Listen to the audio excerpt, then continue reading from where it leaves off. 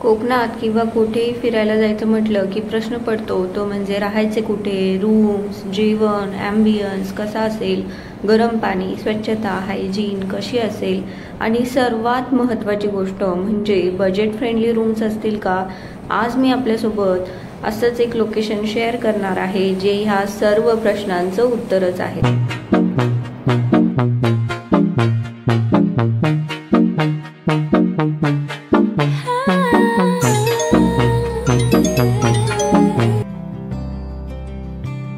नमस्कार मंडळी, आम्ही एक्सप्लोरर्स या आमच्या यूट्यूब चॅनलमध्ये खूप खूप स्वागत. या ट्रिपमध्ये आम्ही जाणार आहोत कोकणातील गुहागर, गणपतीपुळे, पालशेत आणि त्याच्या आसपासचा परिसर एक्सप्लोर करण्यासाठी. आम्ही नवीन नवीन काय काय एक्सप्लोर केले हे मी पुढे येणाऱ्या व्हिडिओजमध्ये शेअर करणारच आहे.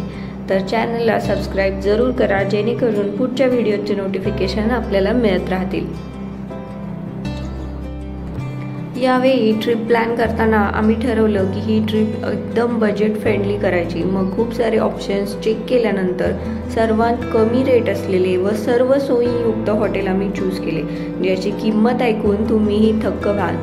या हॉटेलमधील रूम्सचे पर नाईट कॉस्ट होती फक्त 800 रुपये.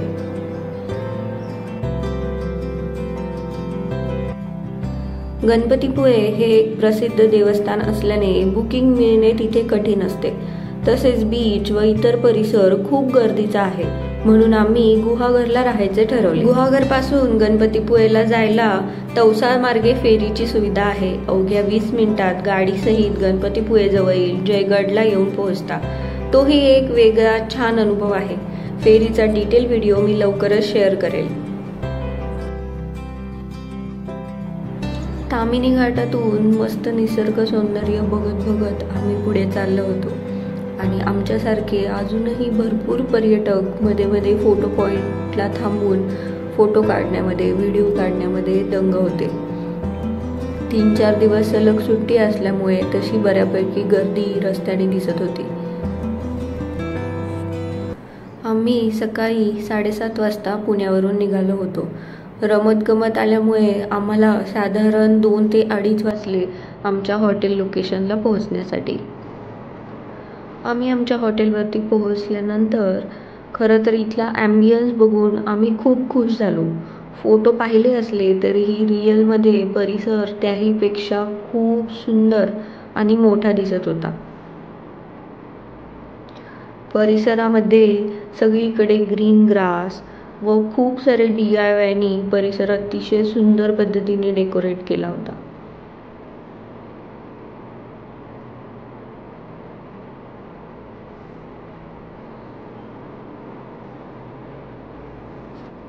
आम्हाला हवी तशी अगदी लॉनच्या समोरची रूम आम्हाला मिळाली होती.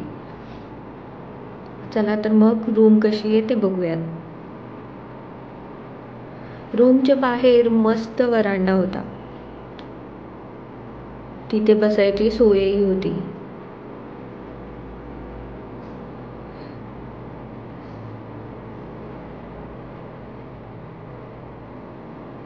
रूम अतिशय हवेशीर आणि मोठी होती. रूममध्ये king size bed, AC, TV, table, chairs, wardrobe आणि ड्रेसिंग टेबल, 2 मिरर ह्या सर्व सोयी होत्या, ज्या आपल्याला महागड्या रिसॉर्ट्समध्ये किंवा महागड्या हॉटेल्समध्ये मिळतात.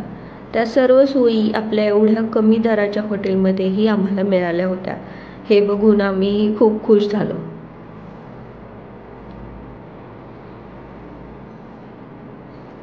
बाथरूम अतिशय स्वच्छ, हायजीन मेंटेन केलेले आणि सर्व सोयीयुक्त होते. ते गरम पाण्याची सोयही होती. खास करून ज्यावेळेस आपण बीचमधनं खेळून येतो तेव्हा गरम पाणी हे खूप गरजेचं असतं. त्यामुळे कुठेही राहताना गरम पाण्याची सोय अवेलेबल आहे का हे बघणं गरजेचं असतं.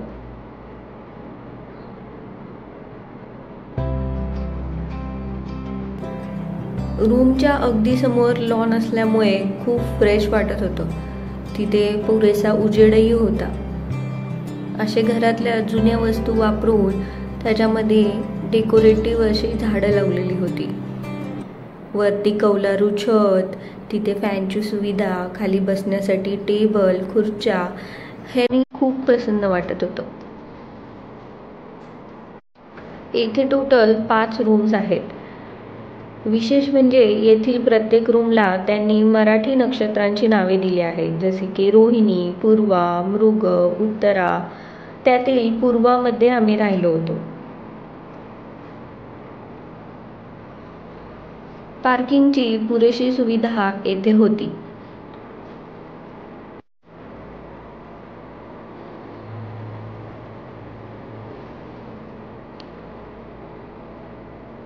लॉनच्या मधोमध असलेला हा हार्ट म्हणजे एक मोठा फोटो पॉइंटच होता, ज्याच्यामध्ये रात्रीची खूप सुंदर लाईट लागायची.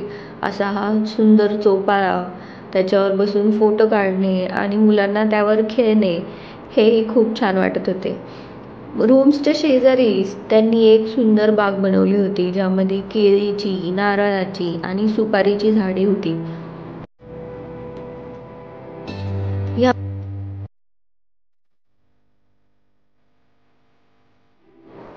संपूर्ण परिसर बघितला तर सगळीकडे त्यांनी ज्या वस्तू आपण फेकून देतो त्या वस्तूंपासनं, म्हणजे टाकाऊपासनं टिकाऊ अशी थीम वापरून खूप सारे डेकोरेशन्स केलेले आहेत. ते अगदी सुंदर वाटतात.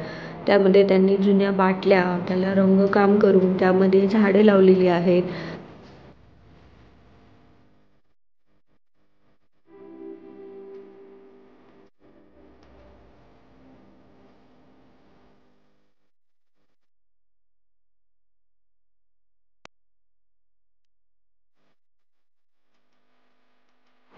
रूम्सच्या पाठीमागच्या बाजूलाही लॉन आणि एक स्विमिंग पूल आहे. स्विमिंग पूलचे आता सध्या तर काम चालू आहे. थोड्याच दिवसांमध्ये स्विमिंग पूलचं कामही पूर्ण होईल.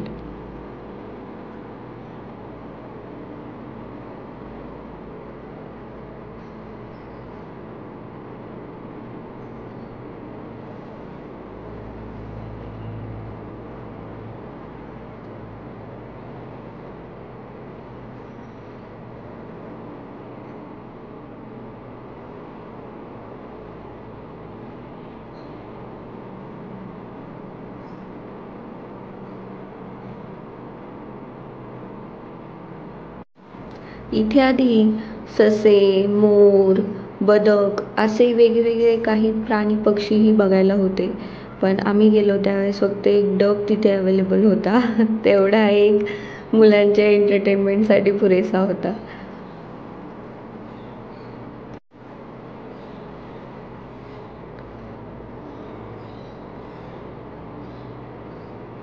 इथे वरतीही 2 रूम आहेत, ज्याचं नाव रोहिणी आणि मृग आहे. त्यावेळेस ते रूम्स फुल होते.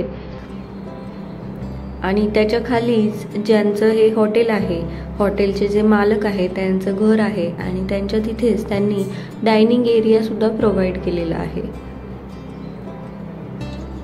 जिथे बसून तुम्ही नाश्ता, चहा, जेवण करू शकता.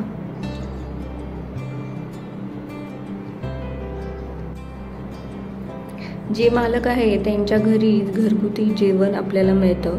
इथे त्यांनी त्यांचे रेट्स लावलेले आहेत, काय काय पदार्थ अवेलेबल आहेत ते लावलेलं आहे. आणि जेवणाचे रेट इतर हॉटेल्सपेक्षा खूपच जास्त कमी आहेत आणि घरगुती सात्विक जेवण आपल्याला इथे मिळतं. त्याचबरोबर चायनीजचीही यांच्याकडे सुविधा आहे. ह्याच हॉटेलच्या बाहेर मेन गेटच्या शेजारी त्यांचंच चायनीजचं हॉटेल आहे, जिथे उत्कृष्ट चायनीज मिळतं.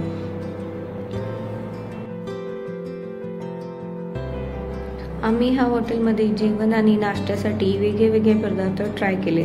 त्यामध्ये फर्स्ट डेला आम्ही आंबोळी ट्राय केल्या. त्या खूप चविष्ट, मऊ आणि जाळीदार होत्या. मग आम्ही त्यानंतर बरेचसे पदार्थ ट्राय केले. येथे ऑर्डरप्रमाणे मोदक बनवून मिळतात. तसेच फिशही किलोच्या रेटने बनवून मिळतात. येथे चायनीज फूडही अवेलेबल आहे. व्हेज थाळी, तसेच जर तुम्ही माझ्यासारखे व्हेज असाल तर तुमच्यासाठी व्हेज चायनीजचाही ऑप्शन आहे. तसेच तुम्ही तांदळाच्या भाकरीसोबत कुठलीही तुमच्या आवडीची भाजी तिथे ऑर्डर करू शकता, ते तुम्हाला बनवून देतात.